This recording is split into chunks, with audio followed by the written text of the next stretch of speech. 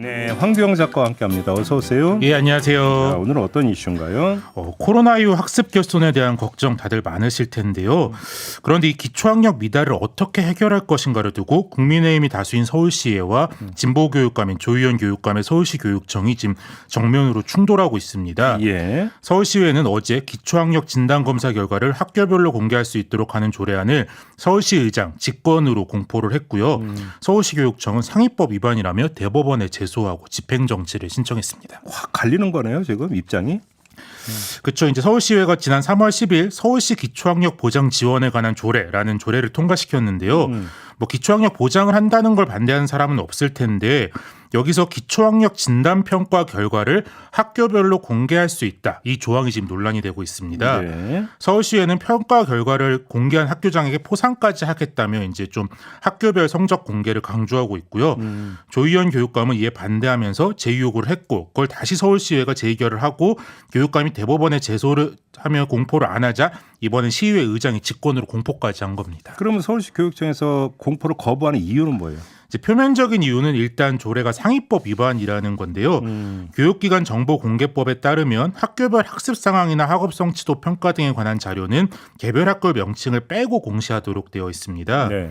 근데 이번 조례안에서 공개하도록 한 게 기초학력 보장법에 근거해서 치러지는 기초학력 진단평가 결과인데 법에서 이거를 콕 집어서 학교별로 공개하지 말라 이렇게 한 건 아닌데 서울시 교육청은 법에서 학교별 공개를 금지한 학습 상황에 포함된다. 서울시에는 포함이 안 된다. 이런 의견이 있는 상황이고요. 예. 근데 결국 이제 대법원에서 법 위반인지를 좀 따져보게 될 것 같은데요. 일단 정무법무공단은 서울시 교육청의 질의에 대해서 조례가 법 위반의 소지가 있다고 보는 게 타당하다. 이런 입장을 밝혔습니다. 근데 그건 표면적인 이유고 실제 이유가 따로 있는 겁니까? 이제 뭐 진보와 보수 간의 근본적인 교육 간의 차이가 좀 있다고 봐야 될 것 같습니다. 예. 이제 뭐 국민의힘은 어떻게든 경쟁을 시켜야 학력이 올라간다 이런 전제가 좀 있는 건데요. 예. 이제 학교별로 성적을 공개하면 장학사부터 뭐 일선 교장, 교사까지 좀 압박을 받을 수밖에 없고 그럼 아이들 공부를 더 시킬 거다 이렇게 보는 거죠. 네. 조례를 직권 공포한 김원기 서울시의회 의장은 학교별 성적 공개가 공교육 정상화 시도라고 이야기하면서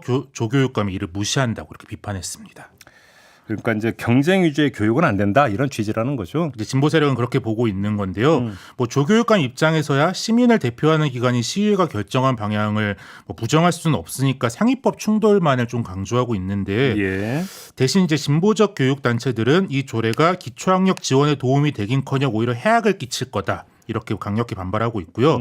뭐 지역 서열화나 낙인 효과, 뭐 사교육 확대 등이 부작용이 있을 거고, 뭐 그 예로 이주호 교육부 현 장관이 역시 교육부 장관이었던 이명박 정권 때 전국 학업 성취도 평가 결과를 공시해 각 학교에서 문제풀이 식으로 이제 수업하는 등의 파행이 있었다 이런 걸 들고 있습니다. 아무튼 서울시에서의 지금 이게 어떻게 최종 결론이 나느냐에 따라서 다른 지자체에 영향을 미친다고 봐야 될 거 아닙니까? 그쪽 뭐 이념에 따른 정책 방향이 대동소이하기 때문에 비슷하다고도 볼 수 있는데 이제 서울의 지역에서는 보수 지자체장이나 교육감들도 약간 이제 뭐 지역별이나 학교별 공시를 하는 걸 좀 꺼리는 분위기도 있습니다. 이제 혹시 해당 자기 지역구의 성적이 안 좋은데 그걸 함부로 공개했다가 그러니까 지자체장과 교육감 책임론이 나올 수도 있다. 특히 이제 뭐 서울은 어쨌든 서울 전체로는 뭐 성적이 좋을 텐데 뭐 지역별로 성적이 안 좋을 수도 있으니까 뭐 그런 걱정들이 좀 있는 것 같습니다. 아니 그러니까 그 학습 결손을 메우고 기초학력을 끌어올리는 거는 뭐 과제라고 인정을 해야 되는 건데 네네. 그 지자체 차원에서 이게 성적 공개한다고 될 성질의 문제냐 이게 좀 핵심 문제 아닌 거 아닌가요? 그렇죠. 이제 윤석열 대통령이 지난 10월 11일 국가가 책임지고 기초학력 안전망을 만들겠다 이런 얘기를 했는데요.